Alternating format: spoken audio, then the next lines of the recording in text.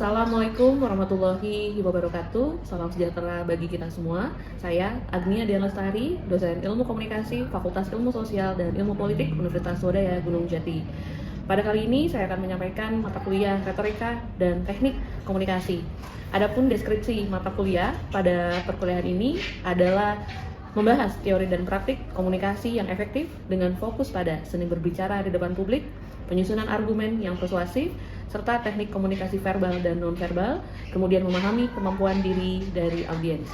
Mahasiswa di sini diharapkan mampu mengatasi ketakutan dalam berbicara, membangkitkan rasa kepercayaan diri, serta mampu mengaplikasikan seni berbicara kepada publik.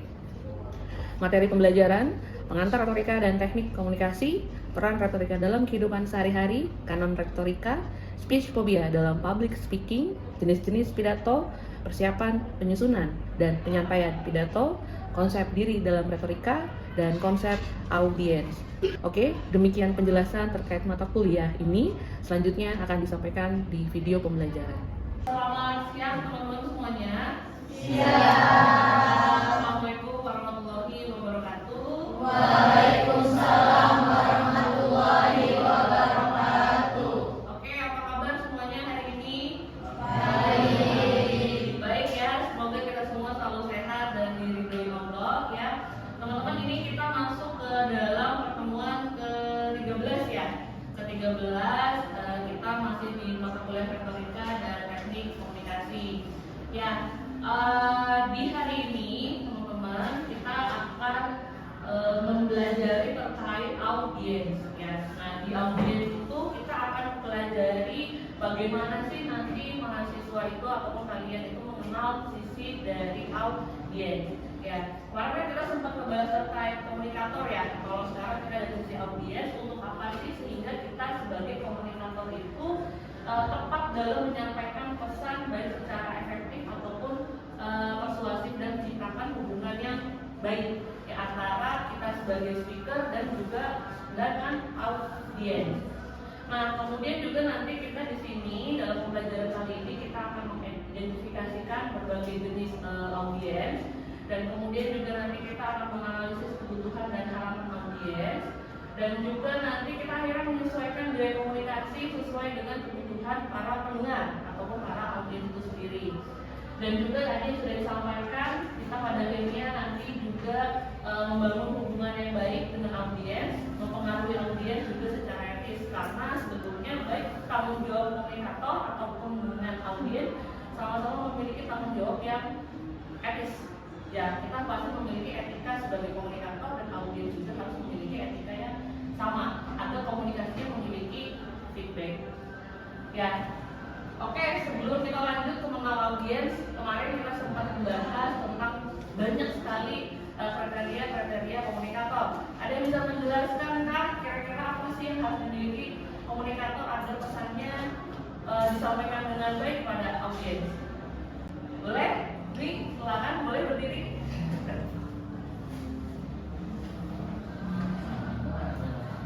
Ya, salah.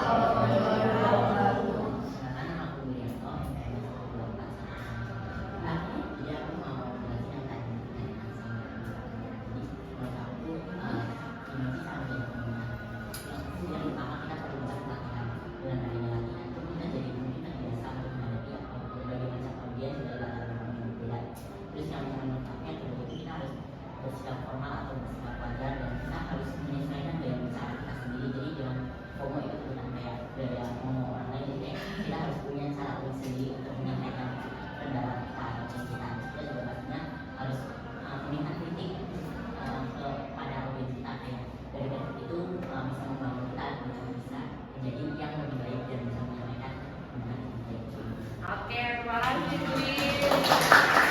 Nah, itu kan kita berbicara dari segi komunikator ya. Berarti dalam artian kita sebagai orang yang menyampaikan informasi. Nah, tapi kalau misalnya sebagai audiens ya, sempat dibahas juga kemarin bahwa untuk menjadi audiens itu kan sebetulnya sulit ya. Ya, sama-sama sulit. Ya, kita sebagai speaker bertanggung jawab untuk menyampaikan pesan, tetapi kalau sebagai audiens kita berperan dalam menerima pesan.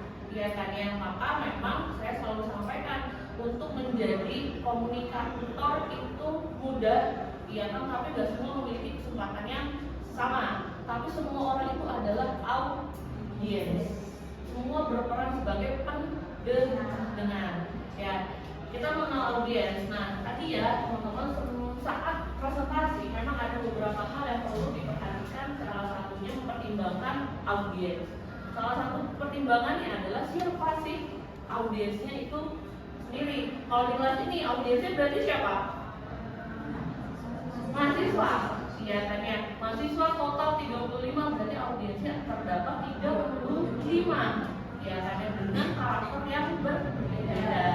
Ya, pengertian audiens salah satunya adalah sekumpulan individu yang memiliki hubungan. Kalian memiliki hubungan nggak satu sama lain? Ya. Waktu awal mah enggak kan? Waktu awal kan nggak kenal, ya kan? Tapi sekarang lambat laun di semester ini, ya kan ya, pasti kalian memiliki hubungan. Tetapi saya yakin kalian itu masing-masing terikat dengan yang namanya media. Betul? Menggunakan media sosial? Ya. Baca media massa, koran? Ya, tetapi kan diganti dengan media internet lainnya ya, teknologi lainnya. Nah, kemudian juga kalian pasti adalah salah satunya adalah pengguna, user. Semua adalah user dari sebuah media, baik media sosial, ya tadi kan massa, elektronik apapun dan seterusnya. Nah, kemudian pada akhirnya si audiens ini ataupun teman-teman semua itu memperoleh informasi tidak hanya dari kita sebagai speaker kan, tetapi dari media yang kalian ikuti.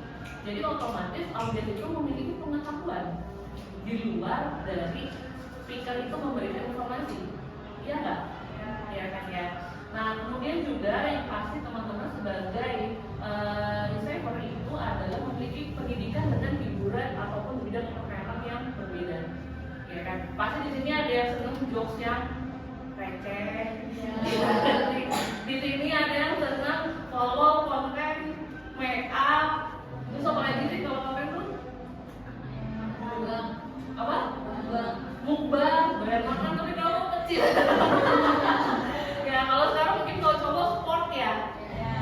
Terus apa lagi sih? Apa? Oh, horor. Tadi suka horor?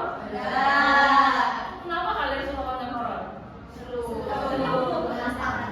Menantang gitu ya. Nah, itu kan berarti bahwa audiens itu ataupun halayak itu pasti memiliki minat yang bisa sama atau bisa berbeda. Ya kan ya. Nah, kita juga bisa disebut pembaca, pendengar, penonton, dan pengguna. Jadi kalau audiens itu karakteristiknya sangat banyak. Ya, iya nggak sih? Ya kita aja, saya yakin teman-teman di sini ada yang senang nonton doang, ada yang senang dengerin doang, atau bahkan ada yang membuat produksinya, maksudnya dalam artian. Ya, dan juga pasti tadi sifatnya anonimitas. Jadi dalam artian anonim, namanya pasti banyak dan mungkin tidak saling mengenal. Ya kan kayak tadi, misalkan teman-teman baru masuk kelas tinggal 1 waktu awal, apakah sudah ada yang saling mengenal? Ada yang tidak kenal sama sekali? Ada. Oh ada. Oh mungkin pas lagi itu ya, apa? Ospek ya, kayak KMB baru kenalan. Atau ada yang temennya udah lama dari SMA, masuknya bareng di kelas yang sama? Ada. Oh ada. Siapa? Aku. Ya Allah. Itu kelas berapa? Mereka. Mereka? Iya. Sampai sekarang? Iya. Ya, ya Allah, konsep banget ya ini. Berarti mungkin pertemanannya awet ya, berjodoh ya ini secara pertemanan, iya kan? Jarang loh yang dari TK. Yang ada itu TK pisah, maksudnya SMP, SMA, kuliah ketemu lagi. Ini dari TK bener.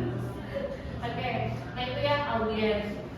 Nah, tadi ya sudah disampaikan dari karakteristik audiens dikatakan bahwa ini ada menurut Tibor bahwa karakteristik audiens itu pertama salah satunya adalah berbagi pengalaman. Nah kemudian juga karakter audiens salah satunya adalah tadi yang saya katakan besar. Audiens itu besar ya kan ya. Kalau kecil mungkin ini kecil, tapi kan asal kita kan yang menjadikan itu kita besar. Saya kan sedih bukan orang Cirebon semua kan. Iya nggak sih? Ya kan jadi besar wilayahnya, jangkauannya. Jadi ini sifatnya tidak terukur. Ya apalagi misalkan audiensnya berbentuk yang di seminar yang hadirnya ribuan orang, ya kan, saling mengenal tidak, tapi memiliki tujuan yang sama mungkin pun. Sekarang aja kan lagi musim datang ke kajian. Pernah dia datang ke kajian? Anak-anak laki, ya? Ada yang pernah? Atau pernah melihat kajian itu di YouTube, di Instagram?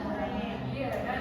Mereka berbagi pengalaman dengan secara sadar, ya kan? Memberi kisahnya kepada ustadznya, ya kan? Untuk apa tadi?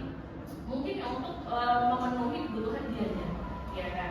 Nah kemudian dari heterogen berlapis, ya kan? Lapisan, ya kan? Pasti banyak sekali apa yang perbedaan di antara kita semua dari segi audiens. Kemudian anonim, tadi tidak saling mengenal, tapi mungkin bisa saling mengenal di satu kegiatan tersebut, ya kan? Kemudian juga ada unbound each other, di mana kita tidak terikat satu sama lain. Kalau kelas ini terikat tidak? Terikat, iya kan?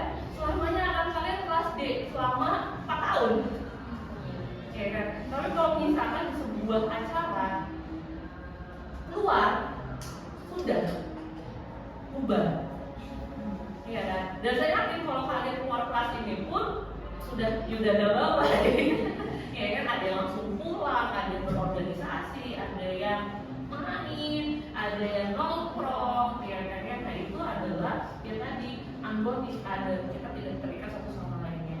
Kalau di kelas pasti terikat, ya kan? Kalau di dalam satu momentum pasti terikat karena kita berada ada di situ, ya kan? Nah kemudian isolated from one others, di mana isolated from one another, di mana tertutup satu sama lain. Di sini masih ada yang jadi yang pendiam selama 2 tahun ya berarti ya. Setahun berteman masih ada yang terlihat pendiam. Aku ada masih yang melihat pendiam. Apa yang sudah ada yang melihatkan sisi aslinya? Dwi.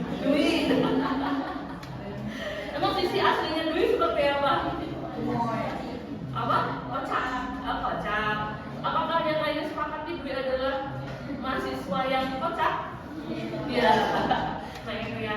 Nah, tapi memang kalau misalkan konteks di dalam sebuah audiens ya kita tertutup, ya kan? Karena kita tidak mengenal satu dengan yang lainnya, gitu ya. Nah, kemudian kita nanti pada akhirnya menganalisis dari segi audiens. Karena apa? Agar kita sebagai speaker bisa berkomunikasi dengan baik. Jadi jangan sampai speaker itu nggak kenal audiensnya, nggak tahu asalnya, akhirnya kita bahasanya berbeda sehingga tadi nggak masuk ke dalam audiens, pengetahuan audiens. Bahasanya terlalu berat misalkan, karena yang datangnya ternyata anak SMA atau anak TK. Ya kan, kalau anak TK kan kita gayanya seperti apa? Adik-adik, gitu kan? Ya kan? Ataupun dan seterusnya ya. Jadi ini diharapkan melakukan komunikasi yang lebih baik. Atau misalnya yang hadirnya itu adalah pejabat, otomatis kita lebih formal, iya nggak sih? Lebih formal, kemudian lebih sopan, ataupun dan seterusnya. Nah kemudian pada akhirnya kita bisa mempresentasikan yang lebih baik dan juga kita memahami audiens dengan memenuhi harapannya. Nah tadi ini ya yang tadi saya bilang kita harus menganalisis audiens itu salah satunya kita harus tahu siapa mereka. Ya. Walaupun tidak semuanya, tapi minimal kita harus tahu siapa yang datang hari ini. Nama kayaknya nggak mungkin ya kalau misalkan konteksnya sangat banyak gitu. Tapi seenggaknya kalau kita sebagai MC, ya kan kita harus tahu yang datang itu namanya siapa. Ya kan yang seperti kemarin dijelaskan kayaknya kalau MC harus tahu namanya siapa. Peran, jabatan, jenis kelamin, usia, tingkat pendidikan ataupun pengalaman profesionalnya. Ya. Jadi nanti teman-teman agar bisa terhubung dengan audiens kita harus tahu siapa yang hadir hari. Mungkin nggak semua, tetapi sebagian. Oh yang hadir itu umurnya sekitar 15 sampai 25. Ya berarti kita menyesuaikan dengan kebutuhan mereka di usianya, gitu kan ya, dengan jabatannya. Nah kemudian harapan tadi, jangan sampai kita nggak tahu harapannya apa audiens itu. Pasti kan kalau misalnya sebuah acara tema kan udah ada ya. Misalkan temanya tentang kali ya. Ya, kaitan dengan content creator. Berarti untuk orang-orang yang hadir pasti kan orang-orang yang interest terhadap bidang itu. Harapannya apa? Bisa menambah ilmu, bisa mengambil pengalamannya, betul tidak? Iya, karena kemudian juga tekniknya seperti apa, peralatannya seperti apa. Nah, agar ini seperti apa ya tadi untuk mendengarkan presentasi dan mencari solusi agar bisa dipecahkan. Jadi ini membantu juga kita sebagai speaker, ya kan ya, untuk materinya, iya kan. Jadi penting banget ya untuk mengetahui harapan dari audiens. Nah, kemudian di sini masalah dan tantangan mereka. Di sini kita lihat nih bahwa memahami situasi dan kemampuan untuk mencari masalah tadi. Kalian tuh pasti punya masalah ya? Ya, apalagi kemarin kita bahas bahwa masalah menjadi speaker itu salah satunya takut, malu, terus apalagi gak didengar, apalagi suka lupa tiba-tiba. Nah itu kan, jadi dalam artian nanti teman-teman ketika menjadi sebuah speaker atau menjadi seorang speaker, ya berikanlah solusinya seperti apa. Jadi ada kesesuaian dengan harapan audiens itu sendiri. Nah balik lagi, percaya diri. Mau dimanapun, apapun, ya dan salah satunya adalah percayaan diri, ya kan.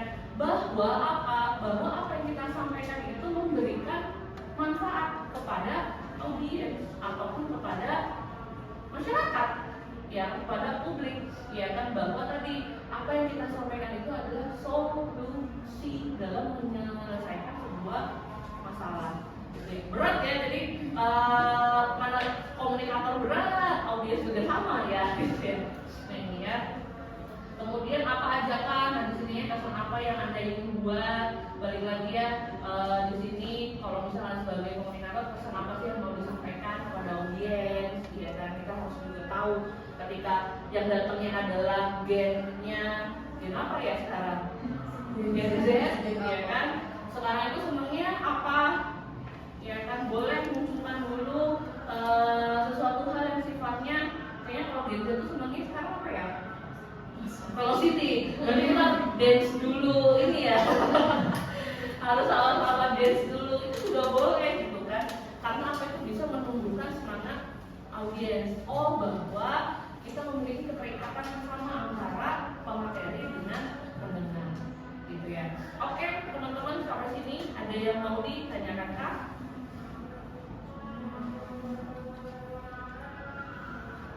Atau kita sesinya presentasi dulu kali ya. Ya, oke, tadi kita sempat bahas kemarin terkait dari segi komunikator, hari ini ke audiens.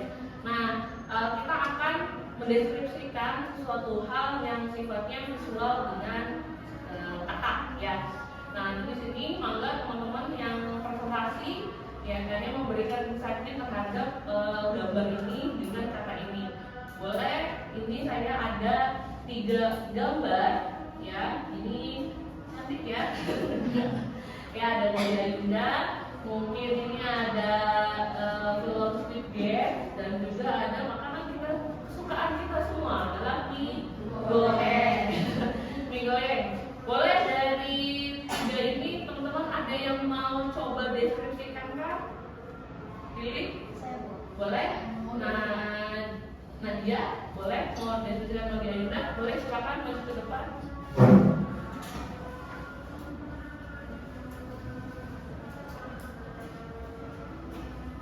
Assalamualaikum warahmatullahi wabarakatuh. Waalaikumsalam warahmatullahi wabarakatuh. Halo teman-teman mahasiswa yang berjuang buat jadi sarjana di keluarganya.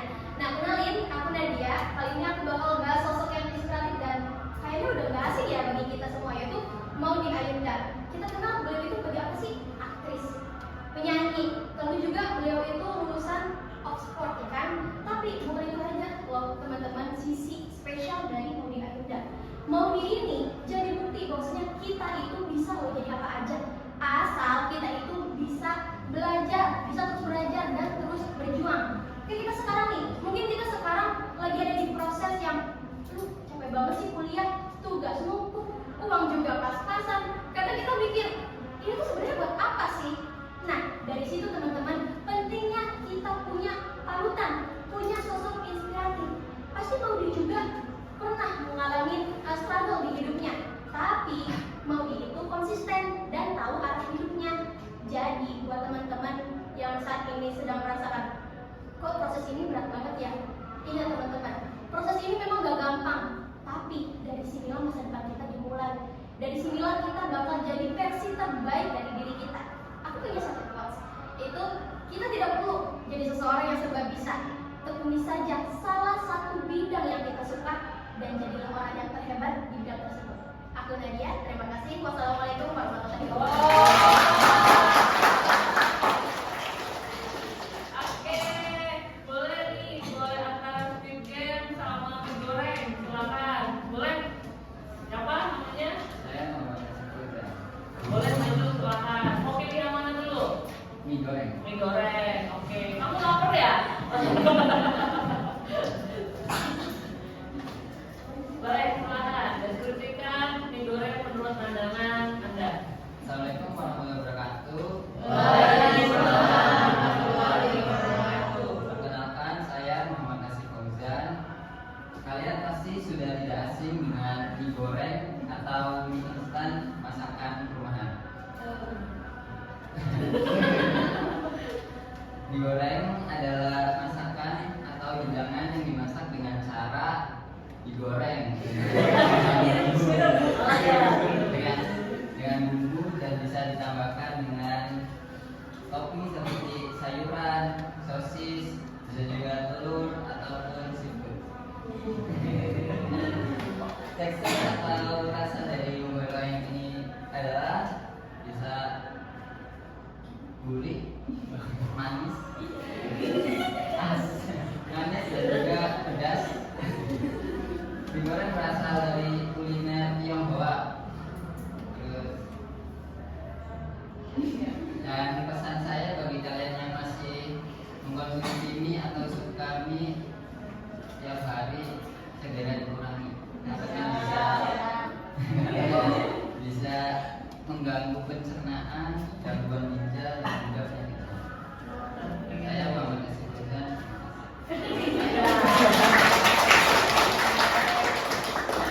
Ya, oke, sebelum dilanjut ya, kita lihat dari dari speaker pertama dan speaker kedua. Apa perbedaan dari speaker satu dengan speaker dua? Yang apa? Yang kedua kocak. Yang kedua kocak. Apa kocaknya? Oke, terus apa lagi perbedaannya? Yang pertama, informatif. Ngasih semangat buat kita. Oke. Terus kalau dilihat dari sisi penyampaian pesan, suara, ya kan? Salah satu hal yang berpengaruh terhadap memberi informasi adalah suara, intonasi, nada. Suara yang pertama lebih lantang, lebih jelas. Yang kedua, emang dasarnya kocak ya?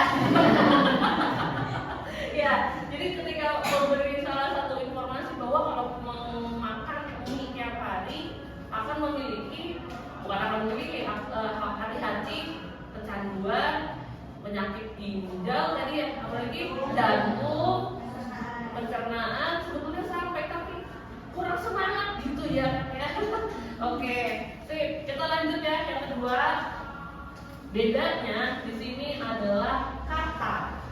Boleh? Siapa di sini yang mau menerima tantangannya? Boleh? Mau pilih apa dari keempat ini?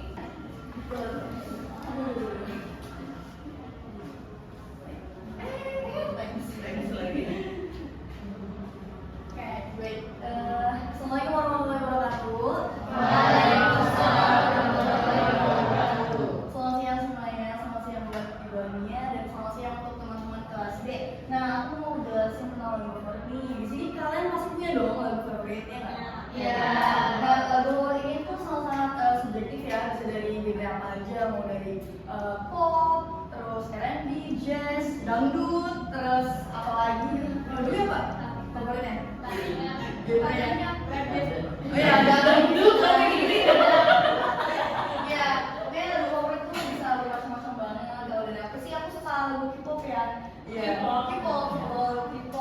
Nah, terus aku suka lagunya New Jeans. Itu salah satu genre K-pop yang aku suka. Nah, tapi di sini tuh kadang ya orang suka ngeremehin genre lagu. Jadi kadang kayak, kamu kok seleranya K-pop sih alay banget, atau kayak kamu seleranya dangdut sih kayak ngerti dan dangdut deh. Nah itu tuh sebenarnya hal yang salah ya teman-teman, karena sesungguhnya lagu favorit seorang bisa menjadi sebuah motivasi, bisa menjadi sebuah hal yang menemani dalam hidup. Jadi alangkah baiknya kita sama-sama menghargai lagu favorit kita sendiri ya. Jadi kalau dari saya sendiri sih sarannya kita harus menghargai lagu favorit teman-teman. Kayak misalnya Rapli suka lagu rap, terus si Nasif suka lagu dangdut, kan kita nggak bisa menyalahkan ya. Jadi kita sama-sama menghargai dan saling menjaga keharmonisan antar manusia dengan lagu favoritnya. Terima kasih. Oke. Oke, tadi ya ternyata memang karakteristik orang tuh banyak ya, beda, betul kan? Dan kemudian juga akhirnya bisa tadi ada gaya bahasa sendiri. Informasi naik, turun tuh biasanya kalau mau jeda apa? Nafas. Ya lu bayangin kalau lagi naik nafasnya kapan gitu, gitu kan? Kan nggak turun tuh, ya kan? Oke, sampai sini masih ada yang mau ditanyakan Kak? Cukup? Oke, ya teman-teman ya demikian ya perkuliahan dari saya. Nah tadi ya memang kesimpulannya dari yang kita perkuliahan hari ini ya memang ya baik audiens, baik komunikator, terus sebagai speaker pasti memiliki tantangannya sendiri, ya kan ya. Yang saya sampaikan tadi juga bahwa kita semua bisa menjadi audiens, tetapi kita belum tentu semuanya bisa menjadi speaker. Ya kan, pasti memiliki tantangan sendiri. Hal yang paling penting sebagai audiens itu adalah dia mau mendengarkan. Ya, dia mau untuk berusaha memberikan empati ataupun simpatinya terhadap kegiatan yang diikutinya. Ya, misalkan di perkuliahan, dapat tunjukkan bahwa adalah Anda sebagai audiens yang ingin mendapatkan ilmu, ya kan? Sehingga apa? Saya antar dengan teman-teman memiliki insight yang sama. Ya, untuk absen apakah sudah diisi